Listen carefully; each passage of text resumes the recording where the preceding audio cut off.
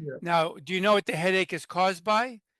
The CO2 buildup in the brain causes the vasodilation of the blood vessels. Mhm. And now you get this throbbing of blood pressure Right. in your brain.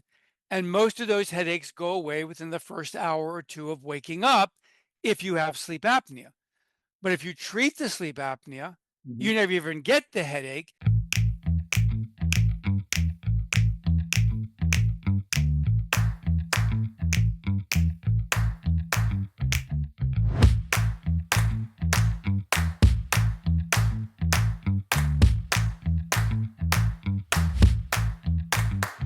Hi, everyone. This is Martin Pytela for the Life Enthusiast Health Shots podcast.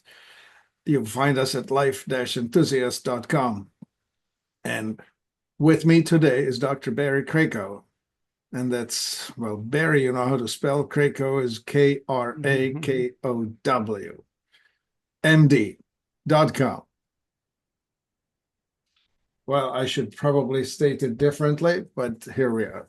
There also is a website, and it's called sleeptreatment.com, which probably is the more appropriate venue where we'll find Dr. Krakow. But all the same, good day, sir. Good day to you. Thanks for having me on.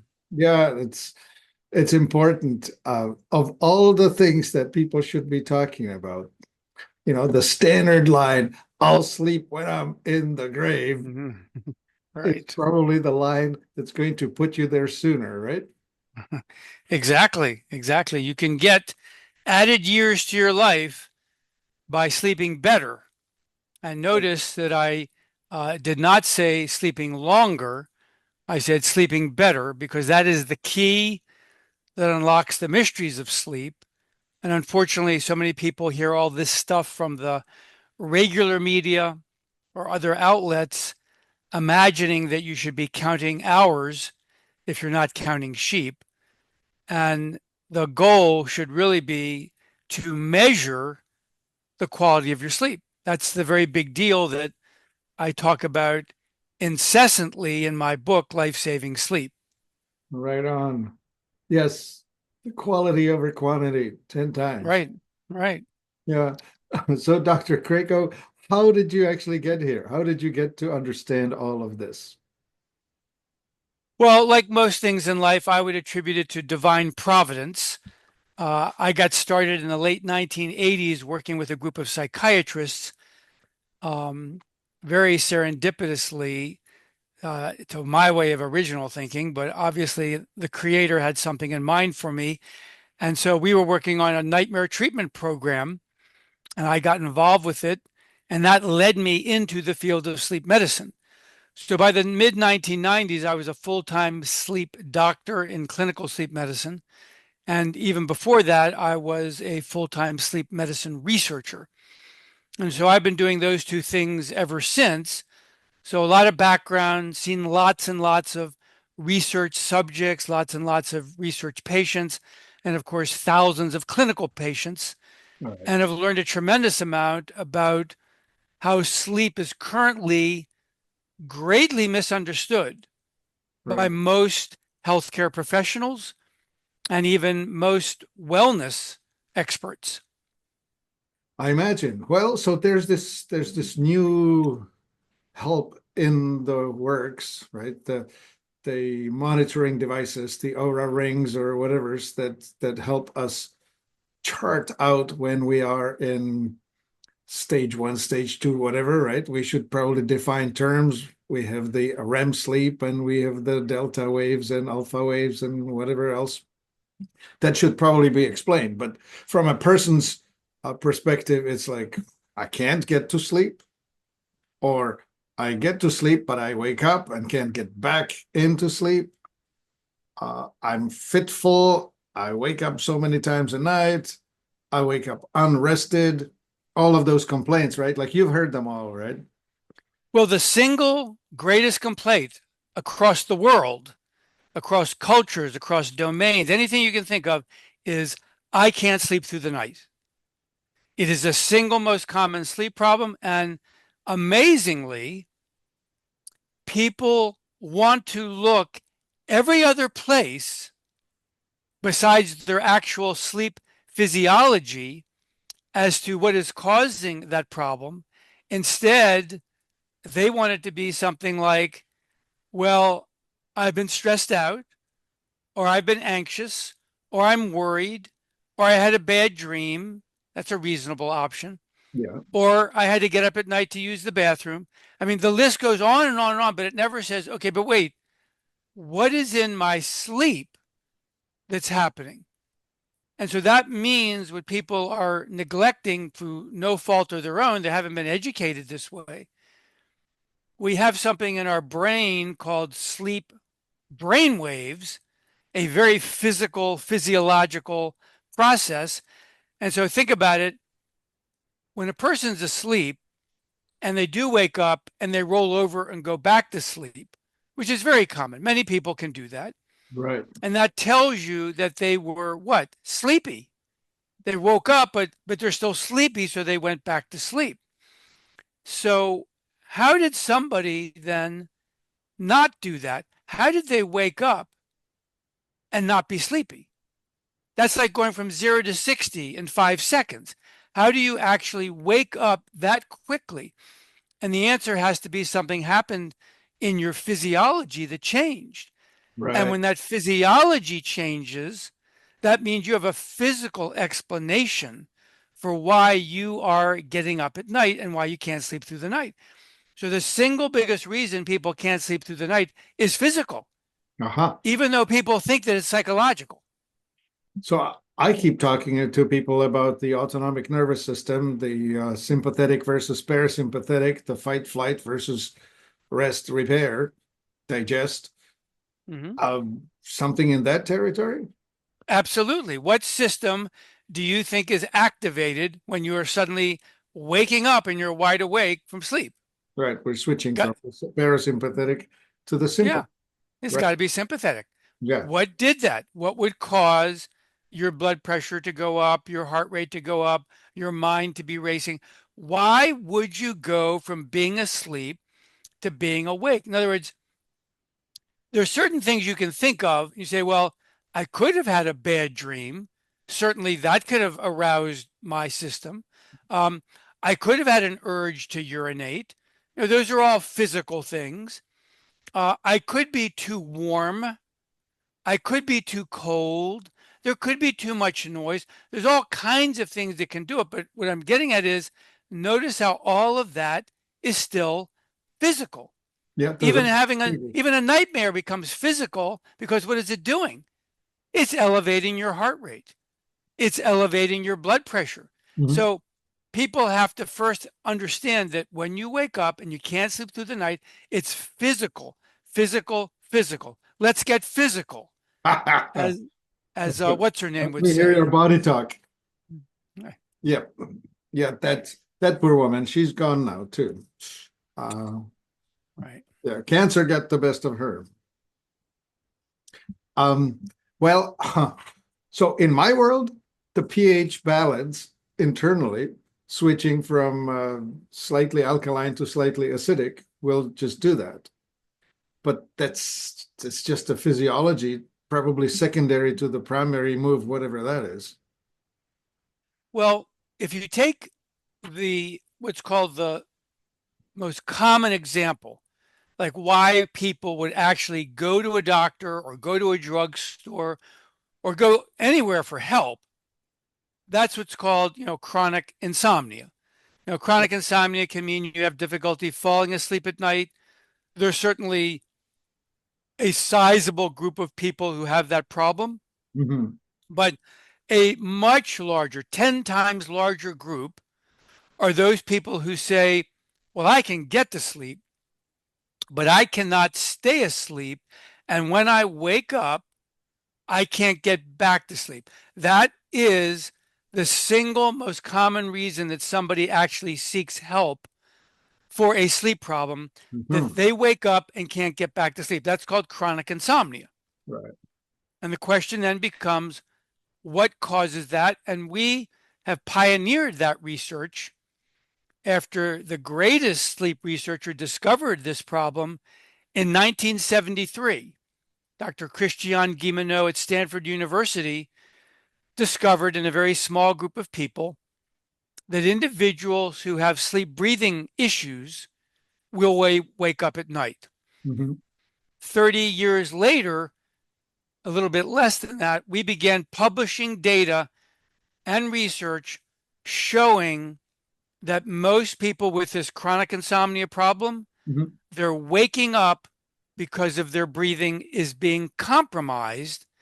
And what could be more primal than not breathing? Yeah, okay. Well, the fear of dying kicks right in, right? That's a pretty big fear, isn't it? Yeah, no joke. Well, so interestingly, so in my world, we watch the tides of the pH balance, the internal pH being most alkaline at about 2 p.m. and most acidic at about 2 a.m.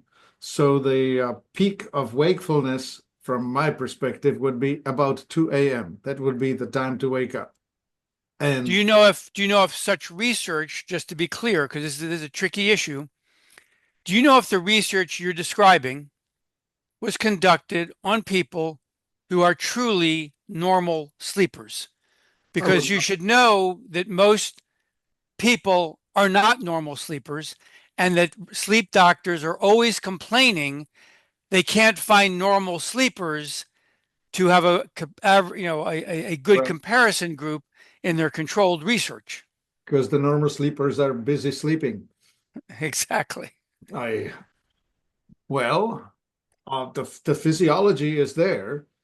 What I would speculate about is well, again, my world, we talk about metabolic typing and we talk about the people who are alkalized by fats or alkalized by carbs.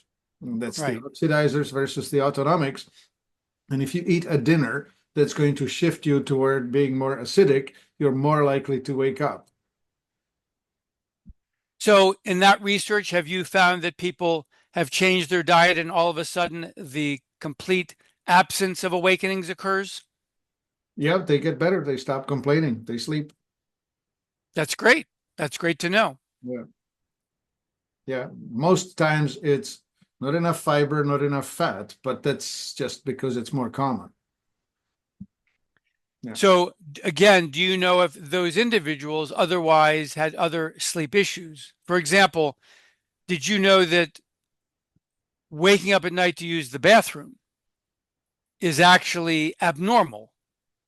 And most people think that it's normal because everybody does it. Right.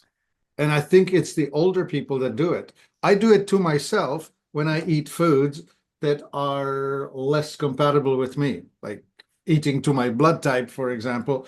I know that chicken's more irritating to my body than lamb, for example. So if I give myself a chicken dinner, I'm going to wake up in the middle of the night because I will have some histamines that are going to wake me up.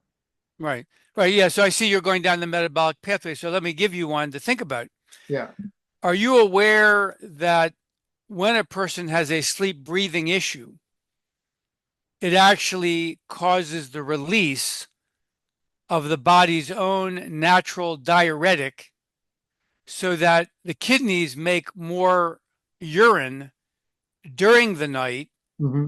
And so you end up getting up to use the bathroom to pee. Hmm. And therefore, if you treat the sleep breathing disorder, you stop getting up at night to Yeah. pee. That's awesome. So I'm thinking again, so breathing is how we eliminate carbon dioxide, which is how we eliminate the acidity of the carbonic acid from the body. So, Right. And CO2 builds up right. in the brain Yeah. in somebody with sleep apnea.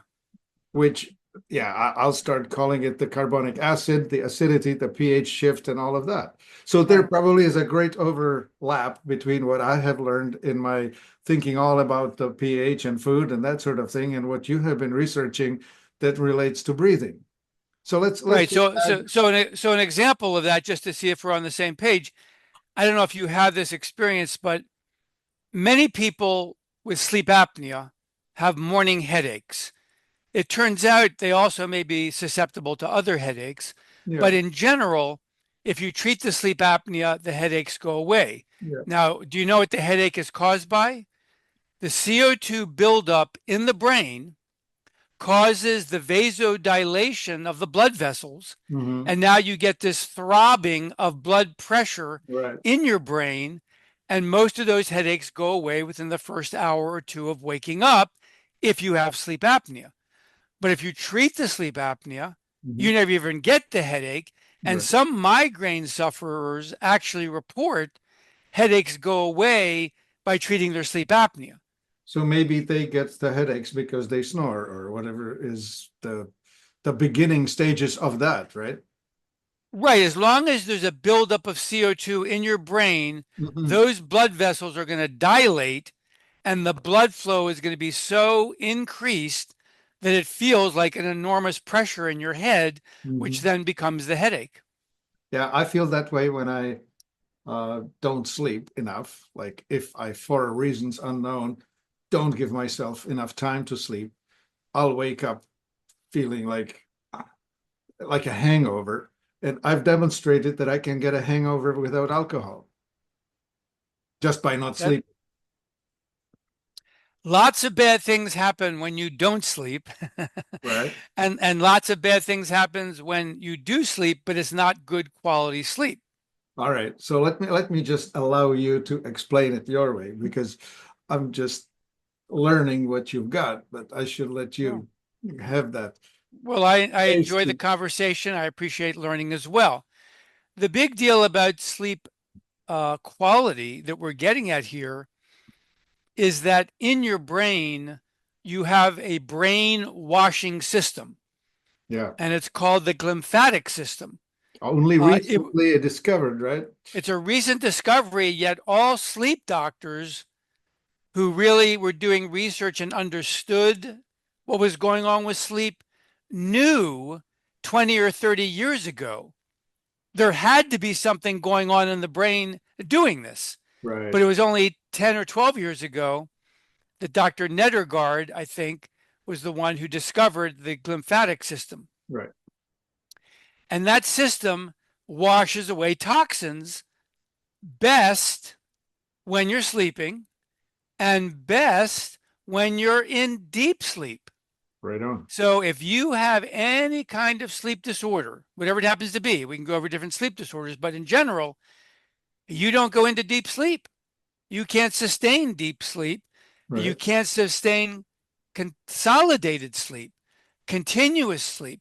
All kinds of things are disrupted. And that means that glymphatic system is not working. And that's one of the reasons you wake up in the morning and feel like crap because your brain did not get washed. Right. And of course, if you sustain that, you're going to age faster, lose your function, you lose your ability, and all manner of terrible things happen to you. Listen, the big ones that are really obvious are you're going to develop high blood pressure, which then goes on to develop, heart disease. You're going to develop cognitive deficits. You'll have very obvious problems with memory, learning, attention. You'll walk into the doctor's office and they'll say, oh, well, you're just getting older. They won't even ask you whether you have a sleep problem or not. If they ask about a sleep problem, it's not going to be in depth. Some doctors are catching on. Some are referring, patients for sleep testing, but an enormous number of people need sleep tests. Anybody who's interested in their health and has a question about whether their energy level is too low, whether they're aging too fast, whether their cognition isn't that good, whether their endurance and stamina isn't where they want it to be. Those are all big red flags that something is probably going on with the sleep. And Right. there's only one way to find out. Some people can use the wearables that you talked about. You can get some baseline information. Those wearables are going to get better and better through the years and be able to actually diagnose people. Right now, we still need to do some more formal testing, but a lot of that testing can be done at home, and we can find out very quickly if there is a sleep quality problem, most commonly caused by a sleep breathing disruption. All right. So, well, so we hear the talk about sleep hygiene, as in make the room dark, make the temperature come down, go regular, go to sleep early rather than late. Those would be the baseline things, right? Right. Don't Right. look at blue screens before you go to bed. Right. So in this book, Right. I talk about, and I've got another book, by the way, coming out next month, All right. and it's called An Advanced Guide for Sleep Hygiene. And the name of the book is Fast Asleep. What I'm getting at here is sleep hygiene is a very, very uh, overused term Hmm. that often leads people down a pathway that doesn't work. But Hmm. let me give you the caveat.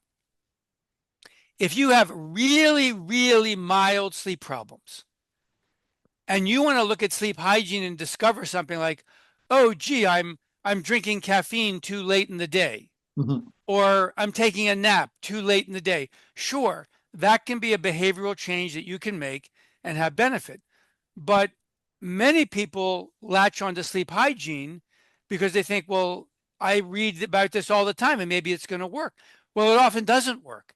Not only does it not work, but it can actually make things worse because the person doesn't understand there's a lot more going on. Yeah. The one that I hate the most is um, get a regular bedtime.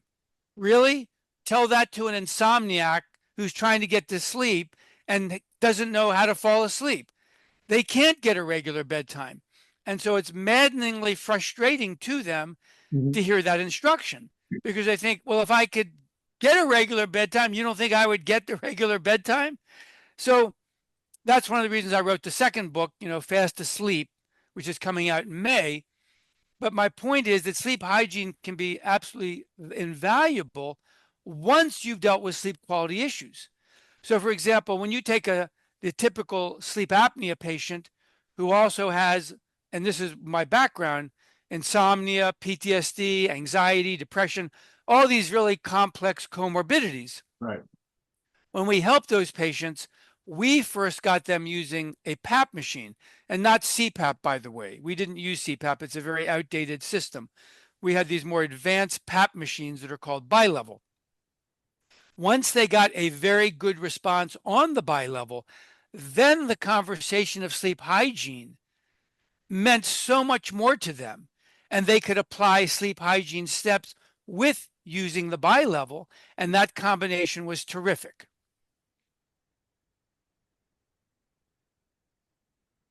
Right. So, breathing, carbon dioxide, regularity. The conversations I hear is about, well, you're getting older, your tissues are losing their integrity, your tongue is falling too far back in your throat, or some such things. Those are good points because your actual tissues do change. Unfortunately, they change even faster because the friction that builds up from your nose to the bottom of your throat Uh-huh. produces inflammation all in that system, the upper airway. So Right. now that means your sleep apnea is making your sleep apnea worse. Yeah, self-feeding, self-amplifying. Yeah. Right. And one of the simplest things, I always say this to quote people that are beginning this journey, because this is so important to hear. You can leave our conversation today and you can do something tonight to sleep better. And people go, okay, I'm in. What do I do? I say, work on your nasal breathing because the number of people who have these problems almost always have something going on with their nose that they just did not realize. We have some technical terms called allergic rhinitis, non-allergic rhinitis, swollen turbinates, deviated septum. But the bottom line is most people normalize their nasal breathing. I have a free video on my website, which is actually the best one is the barrycrakowmd.com. And the video is called The Nose, Nose, KNOWS, the nose knows. Yes, sir. So it's a free 1 hour video and it describes all of this that we're mentioning here about how people normalize their nasal breathing Mhm. and think, okay, well, what's wrong? And so I say, well, go in the shower, make it really steamy, get all the snot out of your nose, then step out of the shower and take a deep breath through your nose and you should notice that you cannot hear anything except air. And if that's what's going on, then you've got normal nasal breathing. But the caveat is that's the way your nose is supposed to function 24 hours a day. Mm. And if it's not, and if you're blowing your nose, if you're sniffling, if you get a stuffy nose, and all of these things are very common in people with sleep breathing problems because of all that inflammation that's going on. Mhm. So we have people starting on a very conservative regimen that I go over regularly in this book because I want people to start and do something and feel like they Right, can be successful right away. right. So that includes nasal saline rinses. It includes certain nasal sprays. It means nasal strips over your nose, maybe Mhm. nasal dilators. And we've had people within just a couple of days and a couple of weeks come back and say, hey, I'm sleeping better already. Right And on. that's so reinforcing and motivating that somebody then wants the full course of, well, what else can I do? This is amazing. I'm already sleeping better. Yeah. In my world, we approach it from nutrition side of things, and we talk about the postnasal drip as a result Yes. of some foods that you're ingesting that are irritating to your mucosal barriers. And you'll Right. notice it up here the most. And the two most common culprits have been wheat, modern wheat, Mm-hmm. and dairy, modern dairy. Right. And we call that gustatory rhinitis. Right. Stop And eating the stuff that makes you snuffly. right, right. But in the world of people who, for whatever dietary reasons, they're committed to certain things and maybe they're tapering to something different over time. We do have these incredible nasal sprays Mhm. on the market that have been surprisingly effective with very little side effects. They're in the steroid category, the antihistamine category, Yep. the anticholinergic category. They even have now a xylitol nasal spray over the counter. Yeah. These nasal sprays actually treat post-nasal drip, which is actually a function of non-allergic rhinitis in many patients. So again, the bottom line is changing your diet is a lot harder for people at a certain point in their life. Mhm. I'm not against that. I'm very much, in fact, I before became a doctor, I spent 8 years in the natural food movement. So I was very much into nutrition Mhm. and have a strong support for advocates of such. But I Mhm. also recognize that you have to meet the person on the path they're on and try to help them move forward. And so being able to sleep well tonight is what I want in everybody. Yeah. Because when you start sleeping well, you're going, oh, this is a big deal. Like, this is something I really want to invest in. Yes. Makes sense that way. And yeah, of course. Yeah, xylitol. I have had a xylitol spray. I've added to it some silver to wipe out the little bugs, Uh and huh. works like a charm. Yes, sir. That's great. That's great. Yeah. What kind of silver do you add? Oh, it's the ionic colloidal silver Colloidal. Okay. solution, right? Xylitol to make it not hurt, and the water with silver to perhaps undo the infectious critters that may be living up there. Have you heard about the immune mist product? No, not familiar. No, I've been making It's my own for years, so I don't know. it came out with COVID. A bunch of researchers showed that a certain iodine type preparation at low dose had a Yeah, tremendous impact on it so makes sense. serving as a barrier in the nasal, Right. passages. Yeah, well, yeah, Dr. Brownstein came up with let's do inhalations of iodine with hydrogen peroxide and salt, right? It all makes Right, sense. I mean, right iodine there. is the most supportive of healthy mucosal barriers, so logically, yeah. Right, right. And these things are so important because any person, nowadays when people come to me and talk about, I have a sleep health coaching service on the same website, barrycrakowmd.com. And when I talk with people, they're already down the pathway Mhm. of having failed a CPAP machine. Ah, So I'm trying to help them get on one of these more advanced devices called bilevel. and coaching them on how to talk to their doctors and get that. All right. But the biggest thing that they're not recognizing is that they could have been better off had they worked on their nose first, not because it cures sleep apnea, but because it means that anytime you're going to use a PAP machine, how could you do it unless your nose is working? And their doctors were not insistent on this. And I see many unfortunate cases where I go, well, of course your PAP isn't working. Your nose isn't working. We've got to get your nose working. Then you can go back and see how the PAP can work for you. So this would be kind of challenging. So how do I keep my mouth shut through the night? I mean, I could put a tape on. I can't do it with my whiskers on my face.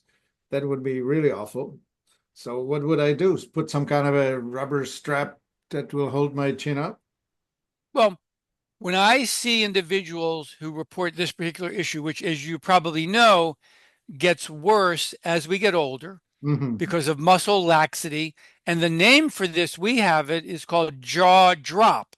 Mm-hmm. So jaw drop and mouth open, all that stuff is a huge barrier to successful treatment of a sleep breathing disorder. You have to be able to treat it. Yeah. Now, in the world of sleep medicine, we have at least two solutions that often have very useful impact. They're not always perfect, but they sometimes give perfect response on an individual basis. One is what's called the full face mask. It goes over the nose and the mouth, and it actually puts a little bit of leverage here below the lip, and it keeps it closed. But another one is called the chin strap, Right. which people used to use with old tire treads back in the 1940s during World War II, if not earlier, to put around the head to stop people from snoring. Mm-hmm. So any type of device you see on the market that can work for you. However, the caveat here is, are you doing that because you think that's your total solution? And the answer is it could be, but it's usually not. Right. For example, most people who will fix their nose and get really good nasal breathing, and that for some people might mean surgery on shrinking the turbinates or Yeah. had deviated septum or removing tonsils. But once the nose is working, mouth breathing is far less. However, if you've done all that and you still have mouth breathing, there has to be a consideration for mouth taping, chin straps, full face mask, neck collars, and it is required. You're absolutely correct. A person who says, well, I'm just going to sleep and continue to mouth breathe, they're really never going to gain a high level of sleep quality. So it's an excellent point. Right. Yes, so that will lead to the interrupted sleeps and unrestful, unsatisfying mornings. Yeah. Absolutely right. And to other health consequences that people are just amazed that once they get on a sleep breathing treatment, for example, one of the most common findings, somebody may end up lowering their blood pressure medication dosage or even eliminating their blood pressure medication Mhm. because the treatment of the sleep apnea reversed the high blood pressure. Right. Yeah. Um, Another one, of course, is the cognition, where people's memory returns and they're angry because people kept telling them, no, this is all in your mind. This is aging. We can't help you.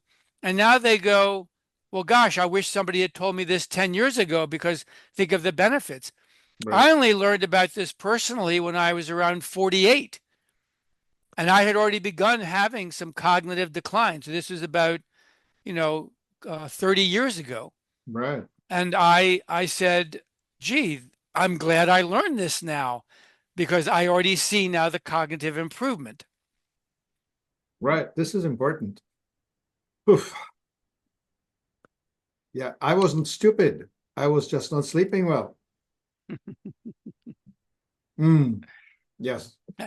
Well, do you realize if you want to think about just total foresight, futuristic planning, imagine that they figured out all the kids in grade school that have sleep apnea and they treated them. Right. Their grade, this was already done, by the way, 20 years ago. Mhm. Somebody already did this experiment and proved it. But if you did that now, you would be increasing the IQ of those elementary age students by getting them treatment of their sleep disordered breathing. And you can imagine what that would do to society if it means helping all of those kids Learn. learn how to read Yeah. and learn how to read better and faster Yep. because their brain now works. Yeah, and retain But the information, and that the right, changes are so profound, because at 1 degree change way back far away is, instead of in Greenland, you end up in South America, flying from Europe. 1 degree right, change on course correction. right, right. Yeah. Yes. Well, this is just so important. Like, it's one of those uh, cornerstone issues of our existence that are so underappreciated. Right. And it's, of course, the fact is you can't know what you're doing while you sleep. Therefore, you ignore it. Right. You don't wake up in the morning and go, gee, I wonder how I slept last night. Some people do, but the majority of us just say, hey, there's a cup of coffee right there. I can drink that. And now I can forget about how I slept last night Right. and I can get about my business and go on with my day. I'm not saying that's not a reasonable solution. In fact, coffee is probably the greatest medicine that's ever been invented and has probably saved more lives and helped more people out of difficult situations, even depression, just by giving them that energy boost. All right. However, if you take a step back and you go, well, why are you drinking caffeine? What does the need for caffeine stem from? Right. And the answer, many times, more often than not, is there something wrong with your sleep? So you could actually work on your sleep if you want, Right. or you could keep drinking coffee. Uh, well, all right. Ecologically speaking, I think we should work on the sleep. I Okay, think it's a so good idea to work on so you sleep. have a website where you teach people a lot, even for free, and then the book teaches them the rest. And the ones who are really struggling, they can book an appointment with you. Exactly. I So see it's that you. barrycrakowmd.com. Yeah. It has several videos that are free on there. It also has various books. It's got some specialized books for people who have problems with chronic nightmares. It has books on people with insomnia. Has my latest book, Life Saving Sleep. It'll have my new book, Fast Asleep, in a few weeks. Um, it has the access registration form for the sleep health coaching service. I also have a free Substack newsletter called fastasleep.substack.com. I'm likely to be starting a podcast on sleep sometime next month, and it might be in tandem with the release of the Fast Asleep book, helping people to overcome insomnia. Right on. Important stuff. Well, if you need more guests, I'd be happy to talk to them about metabolic typing and how the oxidizer needs to eat this, and the autonomic needs to eat that, in order to not be stuck in the autonomic hell of too sympathetic, the fight flight. Very good, very good. Yeah. Pleasure to be on your show. Thank you. Yeah. I think it's just spectacular is what you're doing. And Thank you. thank you for the years that you spend diving into it. Well, it's helped my sleep too, so I got an added benefit. It's great. All right. Well, we've said it once, but we'll say it again. Barry Krakow, MD. That's BarryKrakowMD.com. Go there, find the book, and get your partner who's snoring off of that, because not only is it disturbing to you, it's shortening their lives. So fix it. Dr. Krakow, this has been a real pleasure. Thank you. Great talking with you. Yeah, this is Martin Pytela for Life Enthusiast Health Shots podcast, life-enthusiast.com. Thank you.